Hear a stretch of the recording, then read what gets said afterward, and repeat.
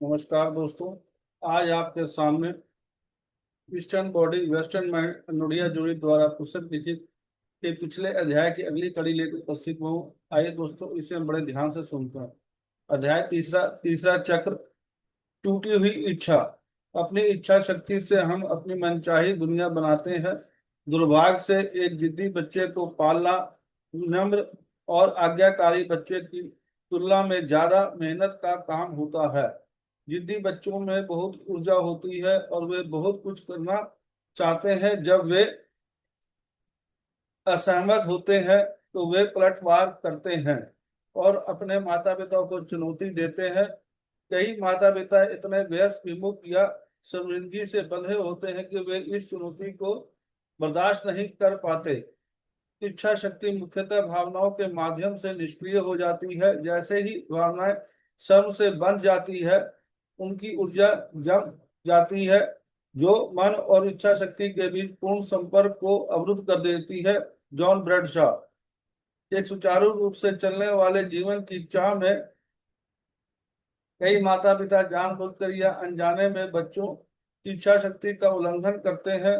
बच्चे पर पूर्ण अधिकार स्थापित कर दिया जाता है। उसे अपने लिए कोई भी निर्णय लेने के लिए प्रोत्साहित नहीं किया जाता। अपनी भावनाओं या आपत्तियों को व्यक्त करने की अनुमति नहीं दी जाती और ऐसा करने का प्रयास करने पर उसे शर्मिंदा किया जाता है। एक अलग पहचान को उभरने नहीं दिया जाता। व्यक्तित्व का विकास नहीं हो पाता और बच्चा बड़ा होकर अपने जीवन को दिशा तय करने में असमर्थ हो जाता है। एक समय था जब बच्चे की इच्छा शक्ति को तोड़ना उचित और उचित माना जाता था, लेकिन उससे इससे ऐसे लोग पैदा होते हैं जो बिना किसी भावना, उत्साह या अपनी शक्ति के स्वस्थ बोध के कार्य करते हैं।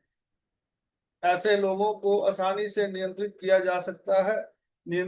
जा सकता है और उन्हें मानसिक तनाव, निष्क्रिय आक्रामक व्यवहार या अचानक हिंसा के प्रकोप के अंधेरे क्षेत्र में धकेल दिया जाता है, क्योंकि वे दूसरों की पीड़ित करके अपनी कम होती है शक्ति की भरपाई करने की कोशिश करते हैं। इच्छा शक्ति के बिना कई व्यसनों के प्रलोभन का सामना कैसे कर सकता है।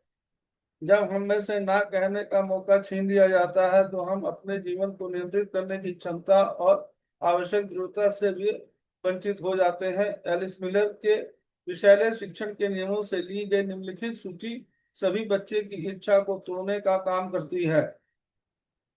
वयस्क आशिक बच्चे के स्वामी होते हैं, नौकर नहीं। वे ईश्वरीय ढंग से यह तब करते हैं कि क्या सही है क्या गलत। माता पिता के क्रोध के लिए बच्चे को जिम्मेदार ठहराया जाता है। माता पिता को हमेशा सुरक्षित रखा जाना चाहिए। बच्चे की जीवन पुष्टि करने वाली भावनाएं निकुंज वयस्क के लिए खतरा पैदा करती है। बच्चे की इच्छा को यथाशीघ्र तोड़ना होगा। यह सब बहुत कम उम्र में ही होना चाहिए ताकि बच्चे को पता न चले और वह इसलिए वयस्क को उजागर करने की सक्षम नहीं हो पाता। इनमें से प्रत्येक अपमानजनक नियम एक शक्तिशाली तीसरे चक्र की स्थापना को है। ये इच्छा शक्ति आत्मसम्मान, व्यक्तिगत जिम्मेदारी और स्वतंत्रता के विकास को प्रभावित करते हैं।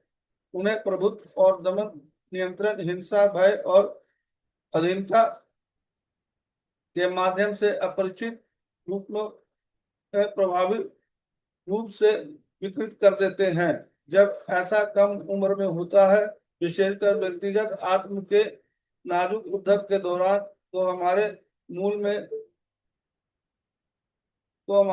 में एक पतन होता है जिसकी रक्षा और क्षतिपूर्ति अन्य चक्रों